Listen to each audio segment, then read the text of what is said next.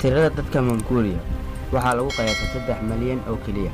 sababtu waxay tahay malaayiin Mongool ayaa u hijrooday Ruushka iyo Shiinaha iyo Mareykanka waqti aan sidaas u sii fogeen arrimo la xiriira dhaqaale xumo ku dhuftay waddankaasi.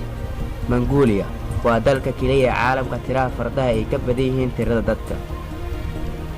waxaa dadkaasi caan ku yihiin bannaanada cagaarka ee daaqaan xoolaha.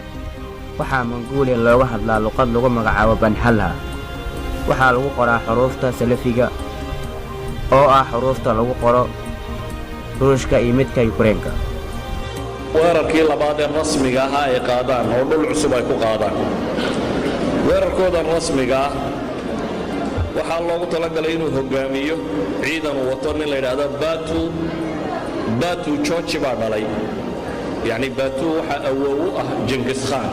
waa Batu ibn Genghis Khan. Batu ciidan wato ayaa waxa loo soo diray Bahr al-Ghazwin badal la yiraahdo iyo meeshaasi wuxuu bilaabay markaa inuu Russia iyo dhankaasi weerar ku qaado. wuxuu qabsaday webigan Volga la yiraahdo. dadkii Turkida ahaa ee meesha waxa degi jiray Atrak.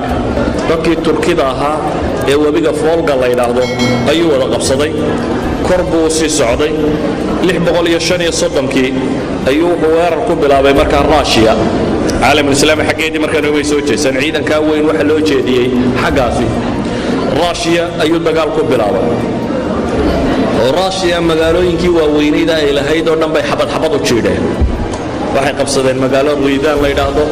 waxay ku xigsiiyeen Kolomon, waxay ku xigsiiyeen Vladimir, waxay ku xigsiiyeen Soledar, waxay ku xigsiiyeen Moscow caasimaddiya, waxay ku xigsiiyeen Kharkiv, waxay ku xigsiiyeen yani isay magaalo ilaa ay Tuzuk dhowr iyo 10 magaalo waaweyn oo magaalooyinka Russia bay qabsadeen. haddaan si kale u tilmaamo waxay dhahdaan Russia masaaxadeeda markaa waxa lagu qiyaasayay ilaa iyo 17 milyan oo kiiloomitir murabbac. 17 milyan oo kiiloomitir waa imisa? waa inuu dhigata dhulka Soomaaliya malaa 720 jeer. Soomaaliya waa 600 iyo maxay 627 kiiloomitir bay ahaan jirtay jamhuuriyadda Soomaaliya intay ahayd. dhulku labanlaabmi kara yani intaa soo jeer 720 jeer oo Soomaaliya ayay 2 sano gudahood ku qabsadeen.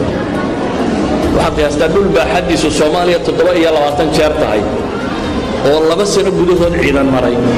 2 years within 2 years bay waxay ku mareen wadankii Russia la oran jiray dhammaantii bay jiideen. waa 635 iyo 636 magaalooyinka markay galaan dhaqankoodiina way ku wadeen ahaa inaan wax dhaqaaqa la sii deynin. Moscow oo kale waxa la yiraahdaa dhagtay dhiiga si fiican ugu dareen. 638 markay maraysay ay waxay bilaabeen markaa inay weeraradooda Yurub ku soo jiheeyaan. Batu ninka la yiraahdo oo ina Georgia orodkii ama odayga ninkii weynaaye oo Genghis Khan dhalay ayaa dhalay. wuxuu bilaabay inuu Yurub weeraro. weerarka koowaad waxa lagu bilaabay waddanka la yiraahdo Ukraine. Ukraine waa waddan masaaxadiisu taa Soomaaliya ku dhadhoweyd waa 600 oo kun oo kiiloomitir halkay Soomaaliya 627 ka ah. Ukraine ayuu dagaal ku soo bilaabay. Ukraine dhammaanteed buu qabsaday ilaa uu ka soo galay caasimadooda Kiev ayuu qabsaday. 639 markay maraysay ayuu ciidan yar oo ciidankiisii ka mid ah Biden nin la yiraahdo loo dhiibay. weerarka bilow baa la yidhi Yurub waa in la isku gaala bixiyaa markaa.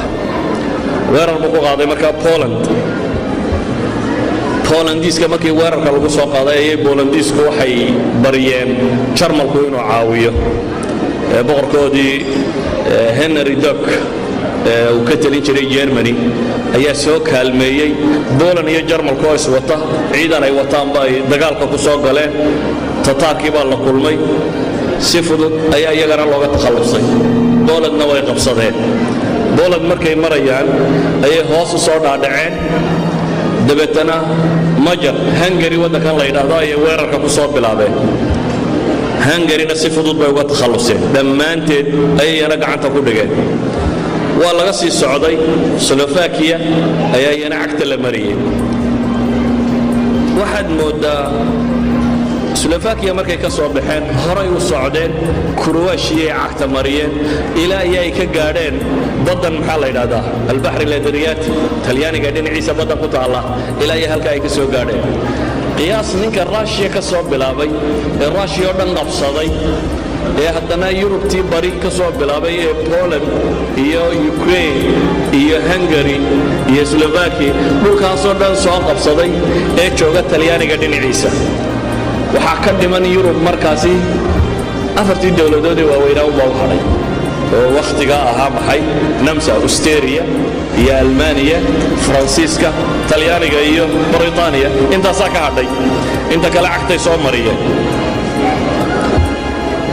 halka marka la marayo waxa ka dhacay wadankoodii isbedel oo giidiya boqorkii loo oran jiray baa isna dhintay ee ina Genghis Khan ah lawla bayda taariikhiyaanadu aan geerida oo giidiya dhicin Yurubta galbeed dhamaanteedina waxay ku jiri lahayd beelay gacanta Tataarka idima celiseen laakiin markii Yurubta galbari ay gacanta ku dhigeen oo halka ciidanku marayo ayaa waxa dhintay boqorkii ka talinaya wadanka meesha tan ninka maraya ee dhulkan furtay ee ciidanka haysta waa ina Georgi waxa muran ka dhaxeeya Georgiyada waataynu niri aabihii baa lahaa boqortooyada laakiin walaalkiisii ka yaraa ninka aabihii walaalkiisii ka yaraa oo Jagtay la yiraahdo maadaama ay hayeen boqortooyadii waxa la siiyay ninkii saddexaad